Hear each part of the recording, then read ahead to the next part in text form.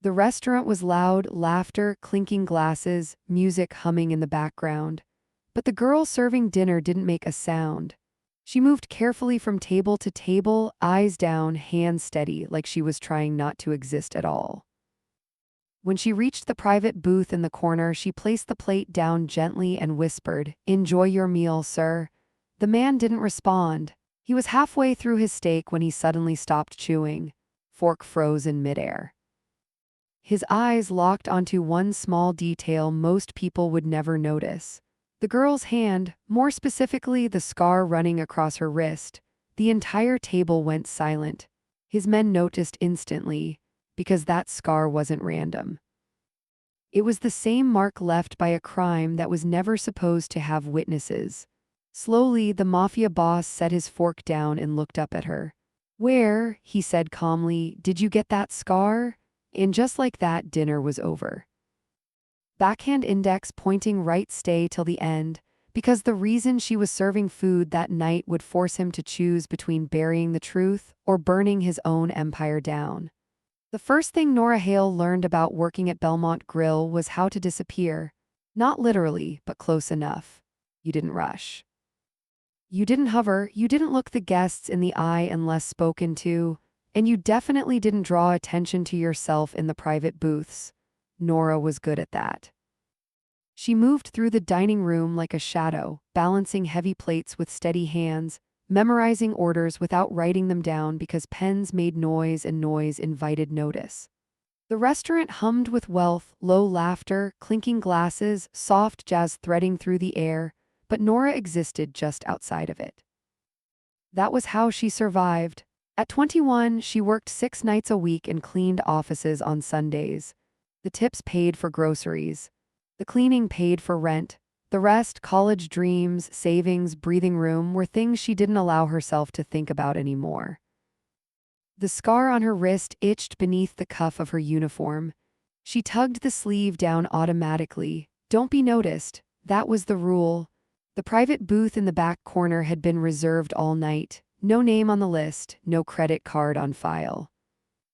Just a note from management, handle personally, do not interrupt. Nora noticed the change the moment the men arrived. The room didn't go silent, but it tightened. Chairs straightened. Voices dropped. The manager smoothed his tie 3 times in under a minute. Even the bartender stood a little straighter. Nora kept her eyes down as she approached with the menus. 4 men sat at the table. The one in the center didn't speak, didn't gesture, didn't need to. He was in his late 40s, broad shoulders filling out a tailored jacket, dark hair graying at the temples. He ate slowly, deliberately, like time bent around him instead of the other way around. This was his place. "Special tonight," Nora said softly, voice even. "Dry-aged ribeye, seafood risotto, wine list is inside." The man nodded once, no eye contact, good. She moved away, pulse steadying. It was just another table. That's what she told herself as she prepared their meals. That's what she believed when she returned with the plates, the heat rising against her palms through porcelain.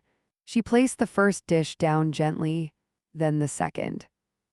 When she reached the man in the center, she leaned forward slightly to set the steak in front of him, and her sleeve slipped, just half an inch. The scar caught the light. A thin, pale line cutting across the inside of her wrist, old, clean, deliberate. Nora noticed immediately. Her stomach dropped, she adjusted her sleeve and straightened, heart hammering. "I'll check back shortly," she murmured. She turned to leave. "Wait." The word was quiet, calm, but it landed like a hand on her spine. Nora stopped. "Yes, sir," she asked, keeping her face neutral. The man hadn't raised his voice, he hadn't even looked at her yet. He had simply stopped eating. His fork rested beside the plate untouched. The steak sat cooling, forgotten. Slowly he lifted his eyes to her. They were sharper than she expected. Focused, not curious, alert. "Where did you get that scar?" he asked. The table went still. The other men exchanged quick glances but didn't speak. Nora's throat tightened. "I'm sorry," she said. He didn't repeat himself. He just waited. Nora felt the weight of his attention like pressure on her chest.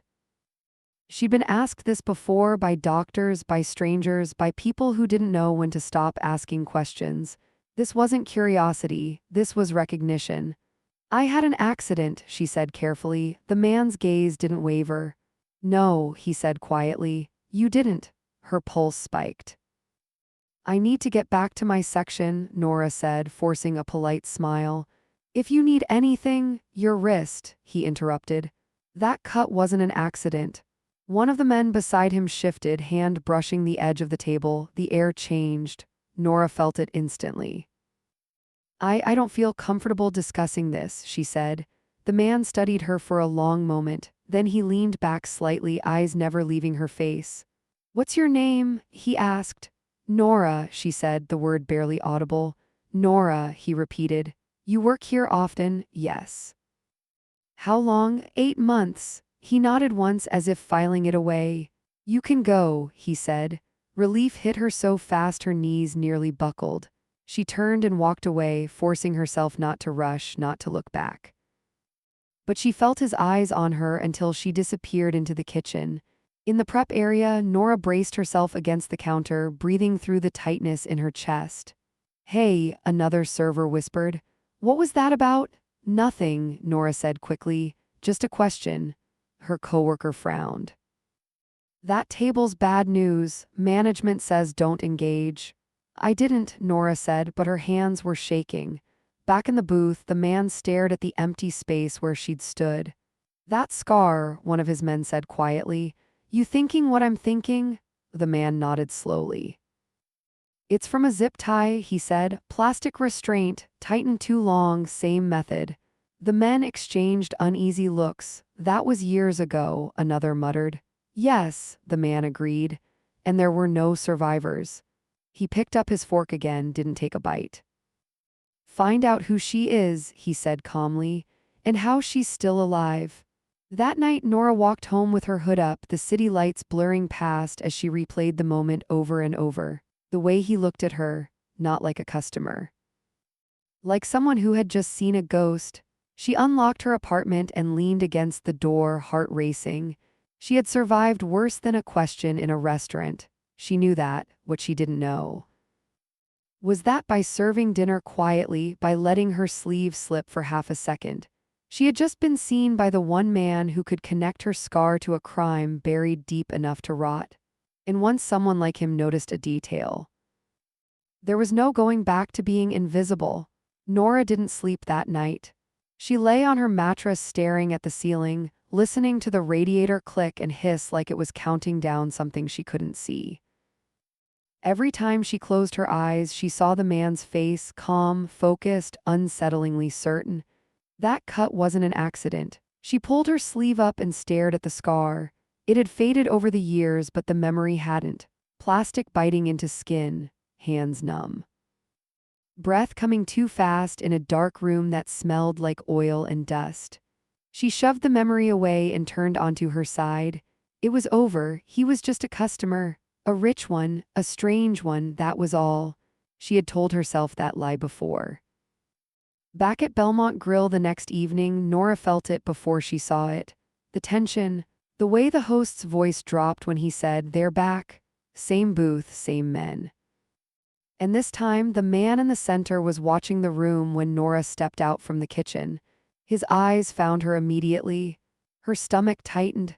She focused on her section, moving table to table, keeping her head down. But every few minutes, she felt the weight of his gaze like a hand pressing between her shoulders. When the manager approached her, she knew it was coming. "Nora," he said quietly, forcing a smile. "Table 12 asked for you specifically." Her heart skipped. "Me? Yes," he said. "Just be professional." She nodded, wiped her hands on her apron, and walked back toward the booth. This time she didn't rush. She didn't want him to think she was afraid. "What can I get you tonight?" she asked evenly. The man studied her for a long moment before speaking. "Sit," he said. "I'm working," Nora replied, voice steady. "So am I," he said calmly. "This won't take long." One of the men shifted, clearly expecting resistance. Nora hesitated, then slid into the empty chair at the edge of the booth. Her pulse hammered so loudly she was sure they could hear it. "You don't remember me," the man said. Nora frowned. "Should I?" "No," he replied. "That's the problem." She swallowed. "Sir, if there's an issue, that scar," he interrupted again, eyes dropping briefly to her wrist before returning to her face. "I've seen it before."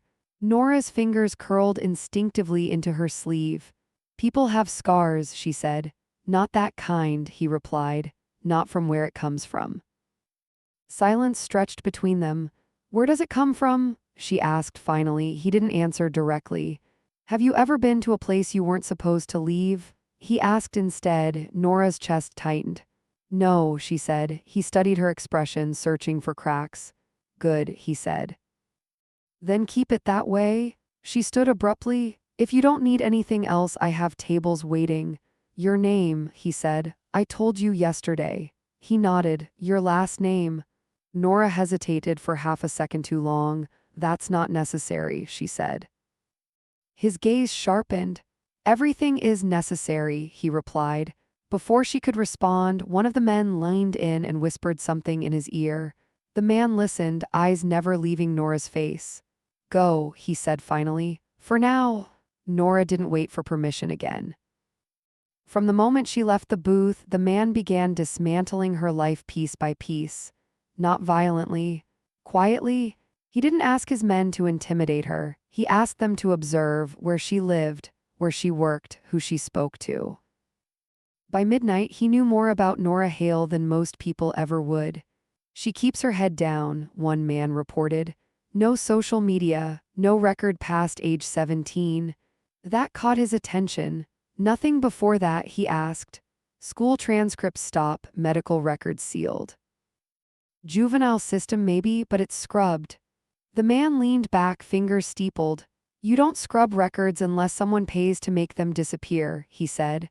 "Or unless they're part of something that never made it into the system," another replied. The man's jaw tightened. He remembered the operation, years ago. Off the books, no witnesses, at least that was what he had been told. Nora felt it too, the shift in the air when she walked home, the car that passed her twice on the same block. The way her phone battery drained faster than usual. She wasn't paranoid. She was experienced. She changed routes, took buses instead of walking, entered buildings she didn't need to just to see if anyone followed. Someone always did, not close enough to touch, close enough to know. 3 nights later, the man returned alone. No entourage, no intimidation. He sat at the bar this time, ordered a drink, and waited. When Nora passed by, he spoke without looking at her. "You survived," he said quietly. She froze. "That night," he continued, swirling the glass slowly, "you were supposed to die." Nora's breath caught. "I don't know what you're talking about," she whispered. He turned to face her fully now. "Yes," he said, "you do." Her hands shook. "You don't remember me," he said again. "But I remember the report, plastic restraints, abandoned warehouse, fire set to erase everything." Nora's vision blurred. "That was my world," he said, "and I was told there were no survivors." Tears burned behind her eyes, but she refused to let them fall. "I didn't choose that," she said. "I was a kid." His expression changed then, not anger, something heavier. "I know," he said. Silence wrapped around them. "Why are you telling me this?" Nora asked. "Because someone lied to me," he replied, "and you're the proof." She stared at him, heart racing. "What do you want?" she asked. The man set his glass down untouched. "The truth," he said. "And whoever tried to bury it." Nora took a shaky breath. "And me?" she asked. He held her gaze steadily. "That," he said quietly, "depends on how deep this goes." As he stood and walked out, Nora felt the world tilt beneath her feet. She had spent years trying to be invisible, but the one detail she couldn't erase had finally been seen. And now, the man who noticed it was no longer eating, he was hunting. And Act 3 would drag her past out of the dark, whether she was ready or not. Nora didn't go home after her shift ended. She couldn't. The streets felt too open, every shadow too deliberate. She walked 3 extra blocks before ducking into a 24-hour laundromat, the fluorescent lights buzzing overhead like a warning she couldn't turn off. She sat on a plastic chair, staring at the spinning dryers, replaying the man's words over and over. "You were supposed to die." Her hands trembled as she pulled her sleeve up again. The scar wasn't the worst part. The worst part was that he was right. 7 years earlier, Nora Hale hadn't been Nora Hale. She had been Nora Bennett, age 14, living with a mother who worked nights and trusted the wrong people. The kind of people who said they were helping. The kind who paid cash and asked questions later. The night it happened, Nora had been asleep on the couch. She remembered waking to shouting, men arguing in low, furious voices, her mother crying, someone knocking over a chair, then hands on her arms. Rough, efficient. She remembered the zip tie tightening around her wrist, not cutting at first, just pressure, then pain, then numbness. She remembered the warehouse, cold concrete, the smell of fuel. She remembered thinking she wouldn't see morning, but something went wrong. A fire alarm triggered too early, a door left unlocked. A moment of chaos no one accounted for. Nora ran, barefoot, bleeding, screaming until her throat burned. She collapsed 2 streets away and woke up in a hospital with a social worker standing over her and a detective asking questions she couldn't answer without shaking apart. Her mother never came. The official report said gang-related incident, no surviving witnesses. Someone had paid to make sure of that, except they missed one. Back in the present, Nora stared at her reflection in the laundromat window. She had spent years building a life small enough not to be noticed. New name. New city, no photos, no past. And now a man with enough power to rewrite her future had recognized her by a single scar. Her phone vibrated. Unknown number, she didn't answer. Another vibration. "You shouldn't be alone right now." Her stomach dropped. She stood abruptly, scanning the room, empty. The doors slid open behind her. She turned, and he was there. Not the restaurant, not the booth, just a man in a dark coat standing under harsh lights that stripped away illusion. "I told you I was working," he said calmly. Nora backed up until her legs hit the chair. "You can't just follow me," she said, voice shaking. "I can," he replied, "but I didn't." She stared at him. "Then how did you?" "I asked," he said. "You don't hide well from people who know how to look." She laughed weakly. "You mean people who destroy lives for a living?" Something flashed in his eyes. "I used to," he said. Silence stretched between them, thick and suffocating. "What do you want from me?" Nora demanded. "You already ruined whatever peace I had." "I want the truth," he said again. "From you?" She hesitated, then the words spilled out. The warehouse, the fire, her mother, the years in foster homes, the name she buried.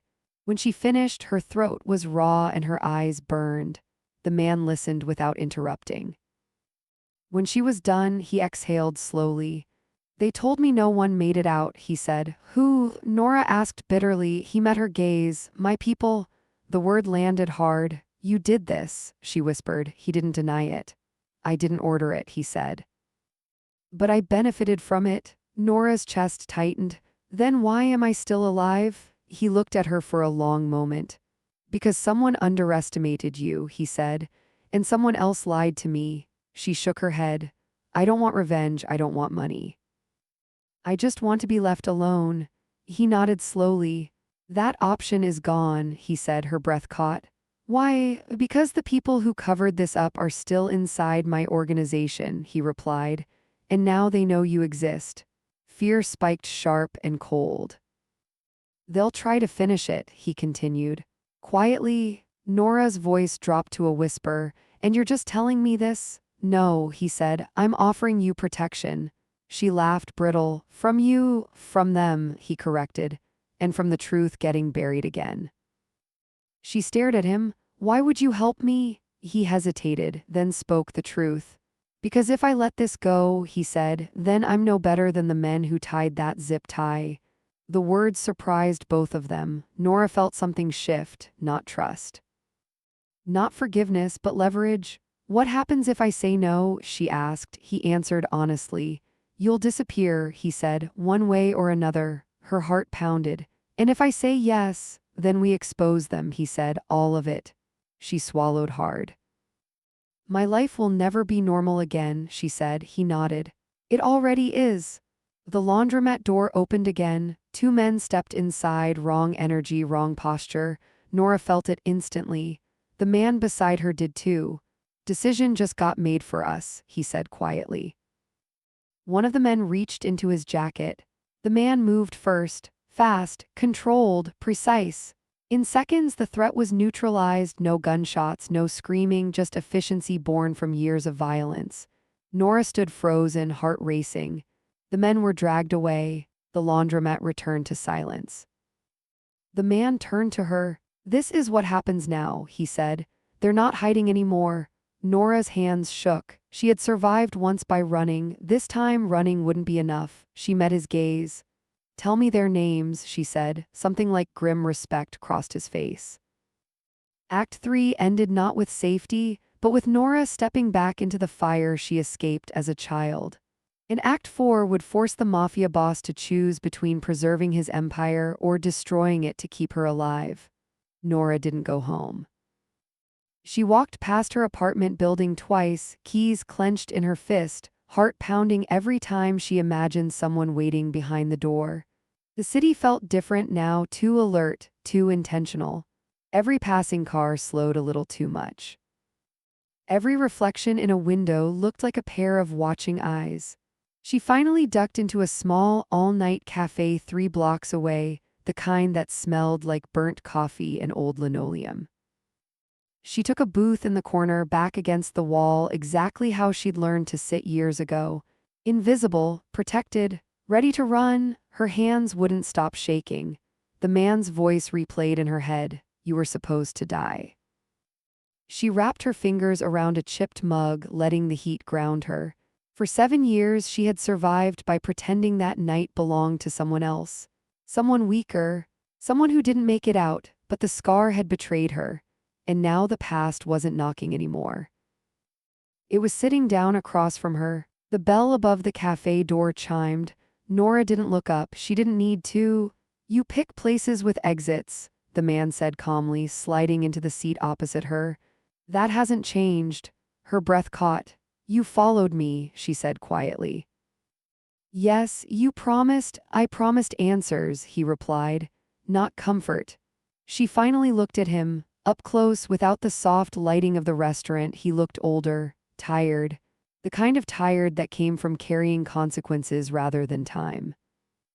You said my existence proves someone lied to you, Nora said. So tell me the truth.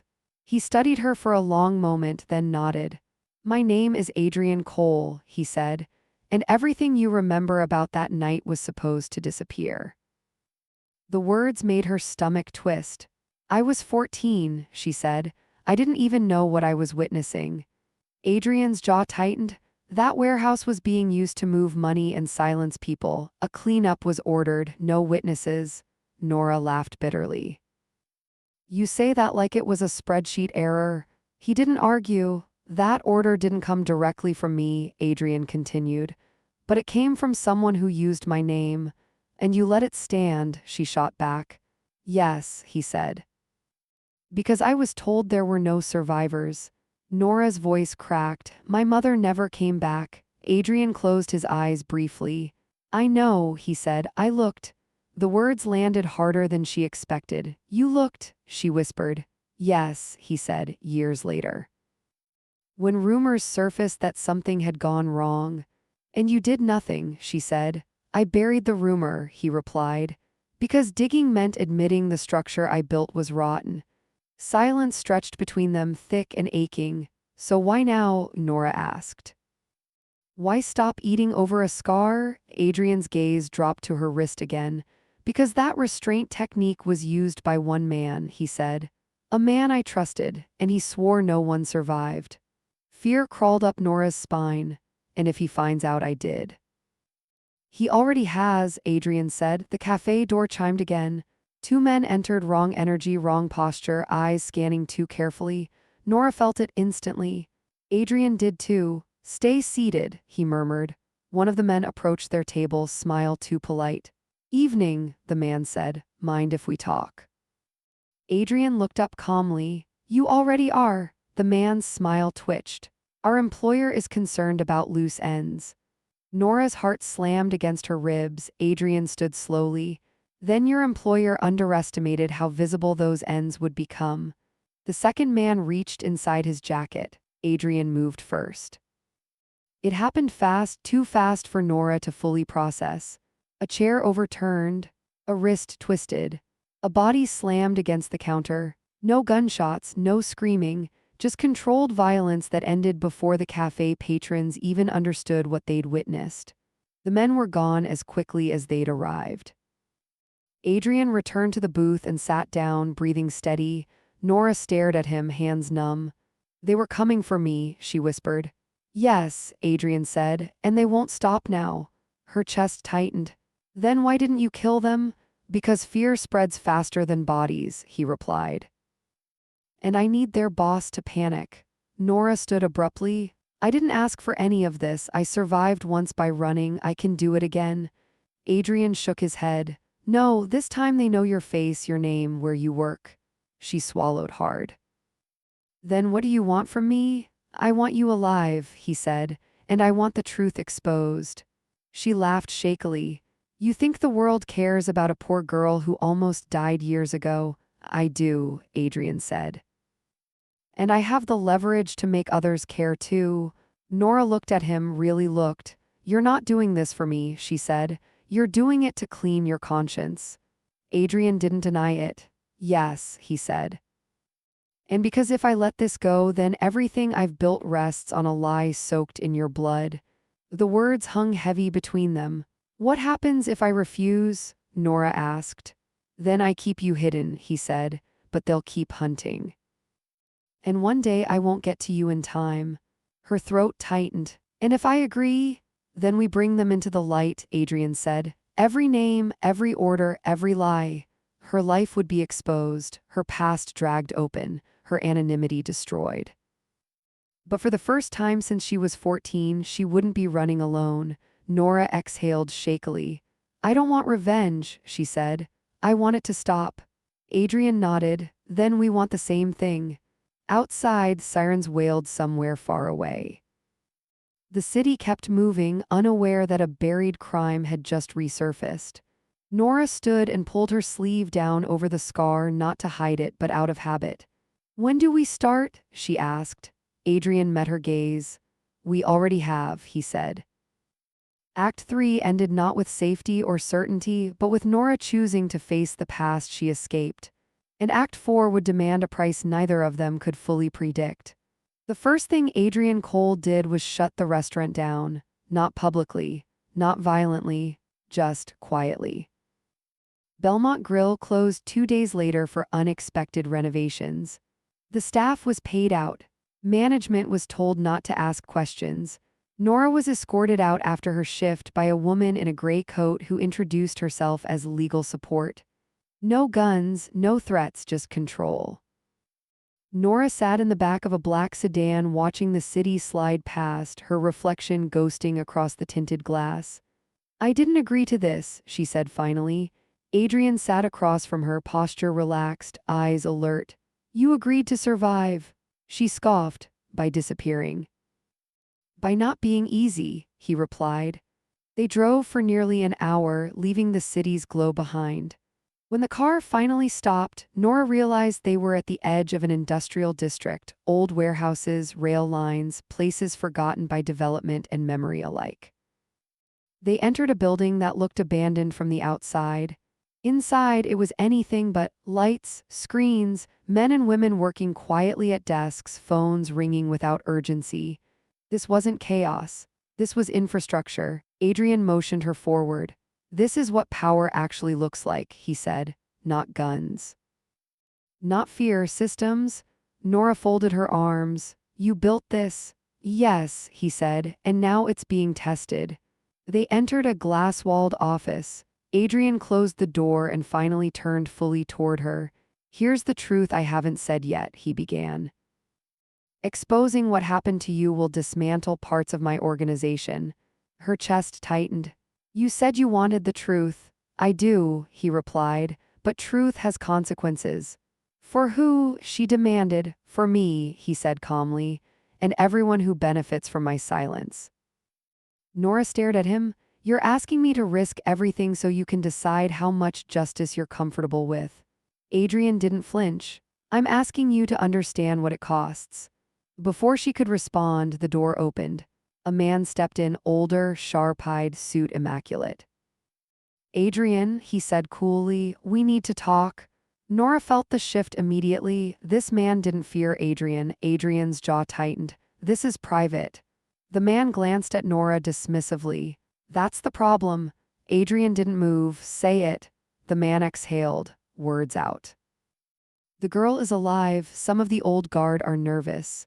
Nora's heart pounded, and Adrian asked, and they want this handled internally, the man continued. Quietly, they're offering to compensate. Nora laughed bitterly. Of course they are. The man ignored her. If this becomes public, investigations won't stop with the warehouse. They'll spread. Adrian nodded slowly. I know. This empire survives because you keep the past buried, the man said. You dig this up, you burn everything. Silence filled the room. Nora looked at Adrian. So this is it, she said. Your choice. The man scoffed. Don't flatter her, she's one life against thousands of livelihoods. Adrian's eyes hardened. Get out, he said. The man frowned. Think carefully. Adrian stood. You have 30 seconds. The man hesitated, then left. The door closed. Nora's voice shook. He's right, isn't he? Adrian turned back to her. Yes, she swallowed. Then why are we still talking? Because, Adrian said, I'm tired of winning by pretending I don't see the bodies. Her breath caught. I didn't ask to be your conscience, Nora said. No, Adrian agreed, but you became it anyway. He walked to a desk and opened a folder. Inside were documents, photos, names. This is everyone involved, he said. From the man who tied the restraint to the people who ordered the cleanup. Nora's hands trembled as she flipped through the pages. You kept this, she whispered. I collected it, Adrian corrected, for leverage, for protection. And now, she asked. And now I decide what kind of man I am, he said. Before she could answer, alarms sounded soft but urgent. A woman's voice crackled through the intercom. We have movement, internal breach. Adrian's expression darkened. They're forcing my hand, he muttered. Gunfire echoed faintly somewhere below. Nora froze. What's happening? Loyalists, Adrian said, the ones who can't afford the truth. He turned to her sharply. You need to leave now. She shook her head. I'm not running again. This isn't running, he snapped. This is survival. She met his gaze. You said the truth mattered. Adrian stared at her for a long moment, then he made his choice. Release the files, he said into the intercom. All of them, send copies to federal channels. The voice hesitated. Adrian, now, he ordered. Nora felt the ground shift beneath her feet. You're destroying your own empire, she said. Adrian looked at her, something like relief crossing his face. No, he said, I'm ending it. The building shook as more gunfire echoed closer now. Adrian grabbed a jacket and pressed a small drive into Nora's hand. This is everything, he said. If I don't make it out, you take this to the authorities. Her throat tightened. You said you wanted me alive, and I intend to keep that promise, he said. Security flooded the hallway. Adrian stepped in front of her instinctively. For the first time, Nora saw fear in his eyes, not for himself, but for what he was about to lose. Go, he said quietly. Nora hesitated. Then she did something she hadn't done in 7 years. She trusted someone. She ran. Behind her, the world Adrian built began to collapse, not from enemies, not from law enforcement, but from truth finally allowed to breathe. Act 4 ended not with victory, but with Adrian choosing justice over power. And Act 5 would decide who survived the ruins. The city learned the truth in pieces, not in a single headline, not in a dramatic broadcast, in filings, in sealed indictments quietly unsealed, in resignations explained away as personal reasons. Nora watched it unfold from a small apartment that wasn't hers, White walls, borrowed furniture, windows that didn't open all the way. The place smelled faintly of disinfectant and fresh paint, like a space waiting to be lived in by someone else. Someone safer. A woman in a navy blazer sat across from her at the table, a thin folder open between them. "Everything you provided has been verified," the woman said. "Your testimony aligns with the documents released." Nora nodded, hands folded tightly in her lap. "And Adrian Cole?" Nora asked. The woman paused. "Mr. Cole surrendered himself voluntarily. He's cooperating." Nora exhaled slowly. She hadn't realized how tightly she'd been holding her breath. "What happens to him?" she asked. "That depends," the woman replied carefully. "He dismantled a network that would have taken years to penetrate. He also admitted to benefiting from crimes he didn't directly order." Nora looked down at her wrist, at the scar she'd stopped trying to hide. "So," she said quietly, "prison, most likely," the woman said, "but not forever." Nora nodded. "That's fair." Adrian Cole sat in a concrete room with no windows and no clocks. The silence felt different here, cleaner. He replayed the moment over and over, the instant he gave the order to release everything. The look on the faces of men who had built their lives on his silence. The shock, the betrayal. He had expected anger, he hadn't expected relief. "You could have run," his attorney said during their first meeting. "You had the resources." Adrian shook his head. "I ran for 20 years, and now I stop." The attorney studied him. "Why now?" Adrian didn't answer immediately, because a scar reminded him what silence costs. Because a girl who had every reason to disappear chose to stand still. Because power that protects only itself isn't power, it's rot. But he didn't say that. He simply said, "Because I was wrong." 3 months later, Nora stood outside a courthouse she had never been inside before. This time, she wasn't being escorted.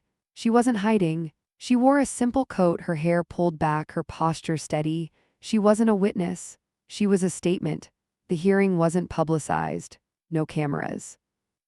No spectacle. Adrian entered the room from a side door, hands clasped in front of him, wearing a plain suit that didn't try to disguise anything. Their eyes met for the first time since the night she ran. There was no apology in his expression, no expectation, only acknowledgement.